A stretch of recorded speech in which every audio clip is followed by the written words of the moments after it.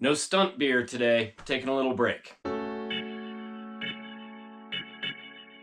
Hey, I'm Ben. I'm a huge fly fisherman. I just got home from a big trip doing some fly fishing, so I thought I would offer you some fly fishing travel tips. I'm gonna give you tips for air travel, car travel, or just general tips about traveling. I made a video a long time ago about air travel tips, and I've actually changed the way I do some of the things that I talked about in that video. Mainly, I don't carry rods on anymore. I put them in my checked bag. And I do that because I know that most places where I'm going, I can show up with no fishing gear and I'll be fine. If my rods show up late, I know I can use someone else's gear. What I carry on with me is the important stuff that I can't live without. And for me, that's camera stuff. I know it's stupid and nerdy, but that's the reality of my situation. So I carry my cameras and batteries and things like that, and I check all my tackle. I just don't want to deal with it in the airport. Also, it eliminates a lot of the conversations that I don't want to have in an airport. So, you going fly fishing somewhere? Listen, I'm traveling, I'm probably irritable, and I don't want to talk to you, especially about fishing. So, I check my rods, but I would never do that without an Apple AirTag. The AirTag lets me know where my bag is. I don't have to spend the entire flight wondering, did my bag make it on the plane?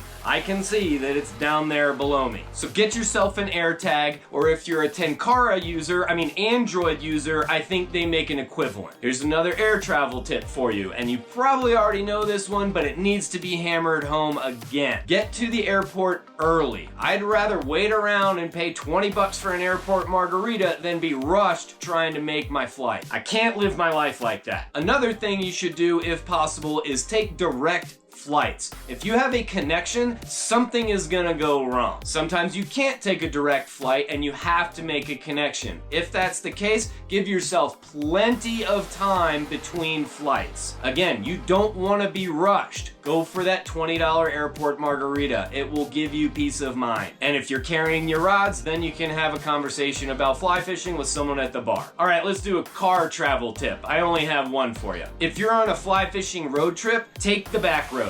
You're gonna find somewhere cool to fish. All of the most memorable fish or experiences always come from stuff that's not planned. Take the back roads, check out the little ditches and creeks that you pass by. You never know what you're gonna find. Also, all the best fried chicken joints are on back roads. All right, let's go over some general travel tips. I'm gonna start with one that is very important to me because for the last 20-something years, I have lived in a resort town. I am around tourists every day. If you are visiting somewhere, try your best to not act like a tourist. Remember, not everyone is on vacation like you. You can interpret that a lot of ways, but what it really boils down to is be aware of what's around you. Are you stopped in the middle of a doorway? Are you driving like an idiot? Are you causing an elk jam? Listen, we've seen elk 1,000 times. We don't need to see another one. I'm trying to get somewhere. Just please have situational awareness and be considerate of other people and what they are doing. Okay, I got that out. I feel better now. Let's move on. Bring extra things that you might need or that you can't live without. For me, I'm always paranoid about having enough pants for some reason. My wife and I have an ongoing joke about me packing too many pants,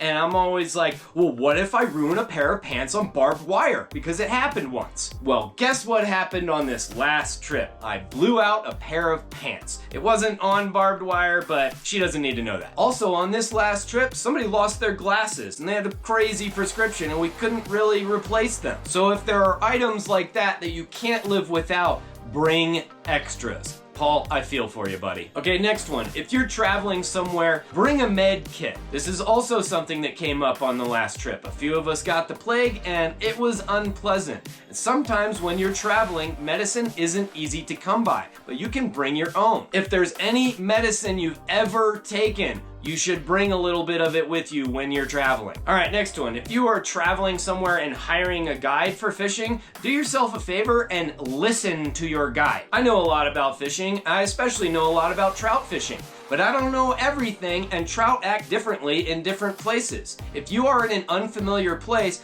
don't assume that you know what's going on. If your guide tells you to do something, do it. Okay, last travel tip for you, and this one is specific to international traveling. If you are going somewhere and they don't speak English or whatever your native language is, please make an effort to speak the local language. Listen, they all know you're a stupid gringo, that's obvious, but you can lessen the blow by putting forth a little bit of effort. I might be wrong about this, but I think it shows respect to the people in the country that you are visiting. Learn the basic stuff. Bathroom, beer, please, thank you. Oops, I farmed that hook set. A little bit of effort in the language department is gonna go a long way. So that's it, just a few quick travel tips for you before I get to editing all this footage from the last 2 weeks of fishing. Thank you as always for watching another one of my huge fly fisherman videos. I'll be back as soon as I can with another video about fly fishing for you. Until then, if you have a travel tip, please leave it in the comments and stay huge.